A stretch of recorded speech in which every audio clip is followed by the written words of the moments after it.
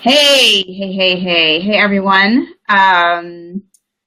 The technical issues. But hey, we are here. Dr. Jade Mitchell Blackwood is here in the place on a Saturday afternoon.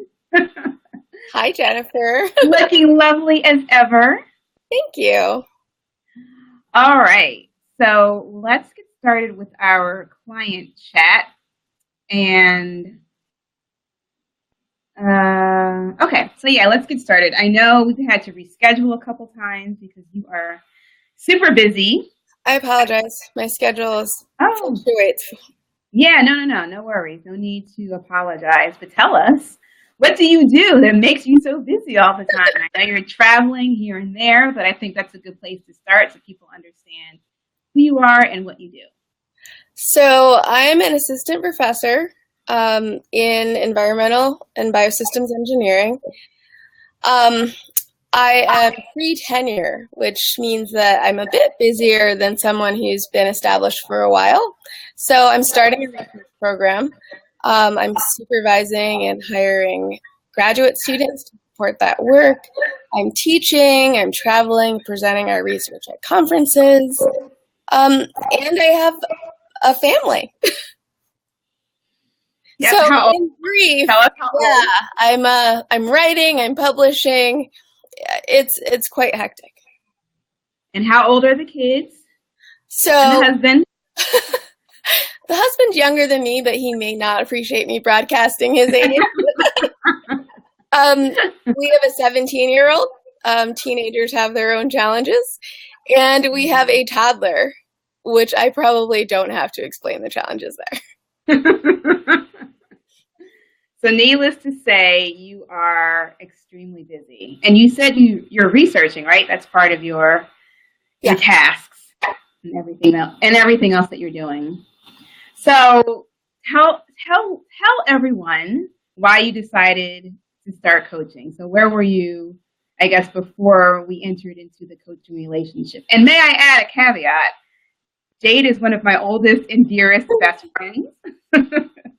So it's been an interesting dynamic. You can't always coach your friends, but since I know Jade and I know that I could help her and she has so much potential, she just needed a little bit of guidance. Hey. So tell us where you were before you decided you were like, all right, I need a third person to come in here and help me. Well, more than 3 people, which is one thing that you've helped me with. But what Jennifer likes to call the place where I was is overwhelmed. Because it was like I was on a constant treadmill and needing to put off some of the most important things like exercise and meal planning.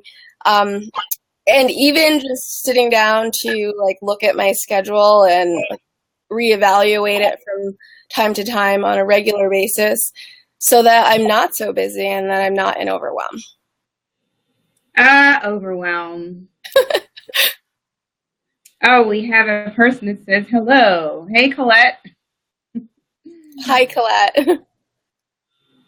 Let's see. Okay, so we can put, anybody has any live questions, you can just type them and they will show up here. Okay, so I can't ask you how you discovered me because we've known each other since we were, 15 or 16? Yes, but I was really excited to hear about your new business. And actually, we talked about coaching as being helpful for me, and I tried another coach. So I still think I had to discover you as being the best coach for me. That's right. I forgot about that. So I guess to summarize, what were some of your biggest challenges before we started coaching? Oh, boy. Delegating tasks. Which is something I do, at work, but I realized I wasn't doing it at home at all. And that meant that I was trying to manage too many things all at once, which didn't allow enough time to prepare for some of the other things that I wanted to do. And those things were like having a healthy diet, exercising, finding time for relaxation and self-care. I think that summarizes it. Yeah. And then also, you know, the issues you were dealing with at work as far as just organization and time management. And there was Right. Yeah. So work was definitely interfering with like the rest of my life. Yeah. It was my life, and that was it. Yeah. You spend most of your time at work. And so the problem that I find, or the common thread I find with most of my clients who are dealing with overwhelm, is that because they are so overwhelmed in some particular area of their life, usually it's outside of the home, then that just leaves them at the bottom. So there's no time to meal prep. Like, what is that? Go to the gym? Like, what? Who has time to go to the gym? I can barely get, 5 hours of sleep. Exactly. I definitely was not sleeping. Yeah. And so before we even got started, because you had already been on your own health journey as far as like finding out what foods are good for you, what foods work best for you. And so you already had a really good knowledge base when it came to what you should be eating for you. But it was finding the time to actually like be able to meal prep and be able to actually think through, gee, what am I eating? And, oh, yeah, I have 3 other people in the house who need to eat too. Right. Yeah. And so what was our solution? So one of the biggest changes was getting a housekeeper. That was amazing. Yay. But, after I got the housekeeper, there were things that I realized that I could do on my own, just using some of the helpful tips that you gave me as far as meal prep containers and like buying certain things prepared. But getting help, definitely. So additional people. We also hired a babysitter like on a regular basis. So that we had some time on Sunday afternoon to plan for the rest of the week. And how you were doing this on your own before, I don't know. No, we have no idea either. I don't know. And so the delegation also went over into your work life too, as well, right? Because you were trying to do, just like you were trying to do everything at home, you were also trying to do everything at work. True. And you didn't need to. So tell us a little bit about that. Well, academia does not function like a corporation. And although many of us come with industrial experiences, it's like we completely forget that when we're like in a school setting. So like there are many tasks that I found that I was spending time on that I really didn't have to do, that I could delegate to an administrative assistant, a student, or, a research associate that, took time off my plate so that I could focus on the more important things in my job, which right now is publishing. And writing takes, a consistent practice and large blocks of time with focus. Mm-hmm. And so now you are a perfection at large blocks of time focus, right? I would not call myself a perfectionist, but yes, I've definitely made improvements. I think that I've submitted 5 or 6 publications since we started working together, which is pretty remarkable. Mm-hmm. We have Erica here. Can you see her comment? She says, hey, Erica, thanks for joining. My job evolves around my life, and my goal is to change this. Glad to be a part of this. Thank you. So thank you for joining.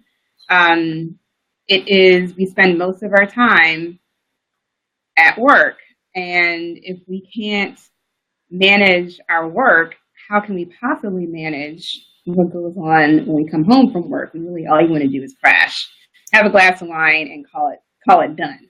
Call it a day. Exactly. And those are really simple things, right, Jade? When we were looking at your work schedule, we just kind of prioritized and we just listed out everything you had to do, like everything you had to do. And seeing that list was helpful because it made me realize that I can't possibly do all of those things in the amount of time that I'm spending on work. So some of those things have to come off my plate, or there are projects that I just have to say no to and that I'll have to get back to at a later time. Mm-hmm. Yeah, you learned how to say no. I've been saying no a lot. Yeah, that's huge because, we want to be Superwoman. We want to be Wonder Woman. We want to be able to say yes. We want to be, liked by everyone, by our colleagues. So they ask us to do something. We're like, sure, no problem. I can handle that. Yep. And then, you're like cursing under your breath because you're like, when the hell am I going to have time to get this done? So, yeah, I think people are able to respect you when you can say, you know what, I would love to help you right now, but I can't do it. Right. And maybe there's another time that we can do it. Exactly. Yeah, I was amazed by all the work that you had to do. And the time you were spending on little stuff like going through emails and, preparing for your lessons, of course. Oh, the grading, like spending a lot of time grading papers. We came up with a creative and fun way around that. It's interesting. I have a couple of academia women in the community, and I know that grading takes a lot of time. It does. Yeah. And it's always, like, the cost benefit doesn't always work out. Mm-hmm. I mean, sometimes you can just review it again in class instead of spending 40 hours grading. Can't imagine.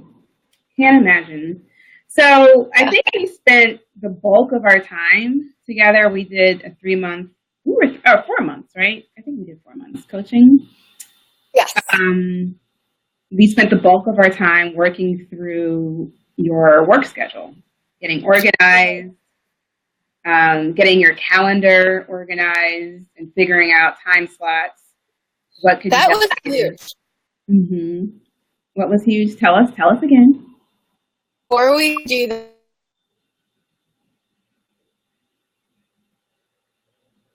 but we got a little. You can hear me? Yeah, we got a little blip in the connection. So tell us about your schedule and your calendar. So, I just didn't really have good control over it. I have lots of meetings with collaborators who are also in academia, so their schedules are fluctuating just as much as mine. I was allowing too much time for meeting with students, which ended up being wasted because I would put an hour block of time for a meeting where it might have only taken 15 or 20 minutes. And I found that was a waste of time because I couldn't squeeze in, anything meaningful in those 30 or 40-minute time slots that were left. I wasn't being consistent with putting in things that I wanted to do, like getting to a class at the gym and just holding that time and never changing it. And I also, which I'm still working on, tend to not buffer enough time around activities. Like considering that if I'm going to go to the gym, I have to drive there, I have to get changed, I have to get back, parking, exactly. So a lot of my days would just be like back-to-back activities with no breaks. So it really helped a lot to schedule out things, to hold time blocks, and to make sure that those buffers were there. So I wasn't always rushed or running late. Yep, those time buffers are huge. Travel time. It's interesting, like we try to squeeze everything in, and so everything is back to back to back to back, and it's like, no, you need a little break in between. Right. You need some time to breathe. You need some time to refocus. So that is huge. And if you don't schedule those buffer times, those extra time periods, you're just going to find yourself running behind. As soon as you get up in the morning, your whole day is like shot. Because you're going to be running late. So yeah, getting the schedule under control. So once we figured out your schedule, we looked at everything you were doing, we prioritized, delegated, we reorganized, we figured out what was important, what wasn't important. And then all of a sudden it's like, oh, you had time to go to a 6:30 a.m. class in the morning, right? Good. Yes. You had time, a block of time, 90 minutes of time to write and research. Right. Like, oh, Exactly. Amazing. So I guess the biggest tangible change that you've noticed from coaching? Biggest. That's hard because I think a lot of things have changed. Like my husband's even happier because now we have a regular babysitter and a housekeeper, and we know what we're going to eat all week. And we come home and it's not like a marathon until bedtime. But I've also been a lot more productive at work. I mentioned the publications that I've been able to submit just because I can, keep those blocks of writing time. So maybe it's like reduced stress, which, feels great and, helps me focus and accomplish everything that I'm doing in life. And reducing stress changes the number on the scale. And it absolutely has. I think I lost like 8 pounds the first 5 weeks that we were coaching. And it was amazing. And I'm not, so I only know that because I had a doctor's appointment. I don't actually weigh myself at home. And that's just something that I don't do because of past experiences with Weight Watchers and feeling like I was tied to it. Weight Watchers, man, it kills a lot of us women. That's excellent. But I mean, my clothes feel better wear last year, but I decided to keep because I wanted to get into them again. So I've definitely noticed. Yeah, and then you had the energy and the stamina to do, you did the 21-day challenge, right? Or was that this Yeah, that was kind of shocking. I surprised myself. Like, I got into a rut with exercise, and then, the 21-day challenge inspired me to go at it again, and it worked. I did fall off the last week or so, but my daughter got sick, and I got sick, and then I traveled. But now I know that, these things are going to happen and just get back on it as soon as possible. Exactly. So you're doing another 21-day challenge in June, right? Yep. June 1st, I'm going to start another 21-day challenge, and my goal is to work out 5 times a week. Yay! Excellent. And are you going to hold yourself accountable by posting your post-workout sweaty selfies? Yes, that was really helpful. Maybe because I'm Catholic and I have like that Catholic guilt, but I felt like if I didn't post it, then I didn't do it. And, I tell people like at work, if you don't have it in writing, then it doesn't exist. Right. It's the same kind of thing. Yeah.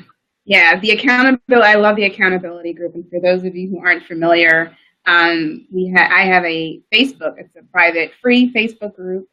Called the Stop Dieting Forever Accountability Group. And we have different challenges or different themes for the days. And in May, we did a 21-day challenge, which basically anybody could join. And if you had one healthy habit you wanted to master, you stated what that was and what you were planning to do for 21 days. And you had to post in the group every day what you were doing. So Jade suggested, her plan was to get to the gym to work out 5 days a week. And so this is someone who basically never posted. Oh, yeah. People should know that I hate to work out, too. It's not my favorite thing to do. But you were doing stuff you like to do, right? You found a couple classes that you enjoyed more than others. Right. So I can keep working out if I'm having a good time. And there are certain classes that I love, like cycle and boxing. But that means that I have to hold those times on my schedule to make it to those classes. With buffer time, with time to get dressed, travel. So everything else has to work, so that I can get to those classes. Yeah, that's excellent. Well, great. I am super excited for you. I'm super excited for the weight loss. You look radiant. You look beautiful. Thank you. You look very bright and I don't know whether it's like Saturday afternoon. Sunlight, I don't know. In the sunlight. Yeah, but you look really good. So I'm happy for that. And thank you so much for your time. But before you go, I just want to ask you one last question. Absolutely. If anyone were on the fence about coaching, like, okay, I don't really know what this coaching thing is. what would you say to them? Do it. And I mean, I would say that from the perspective of someone who feels like we're already very knowledgeable about what they needed to do. And I just, I was kind of skeptic about, I don't really need more information.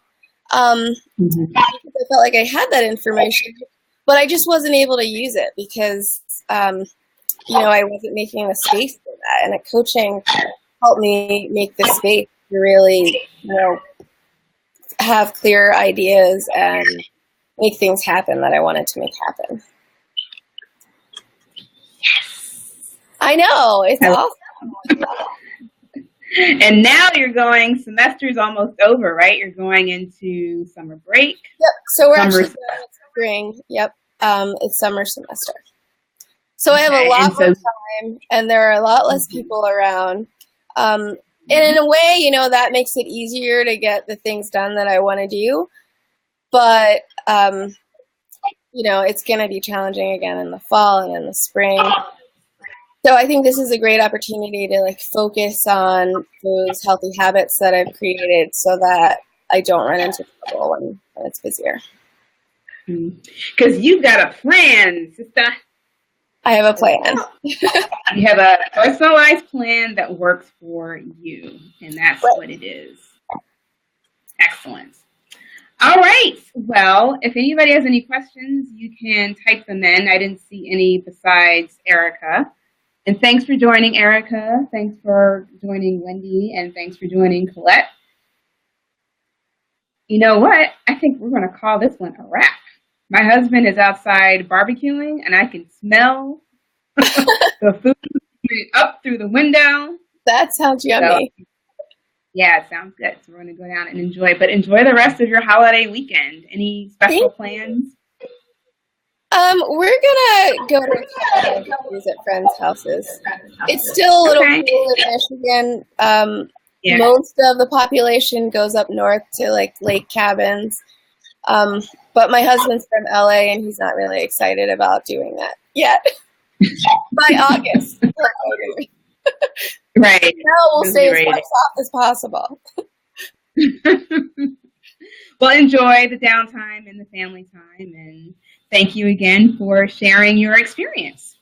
Thank you. All right. See you later. See you later. Bye.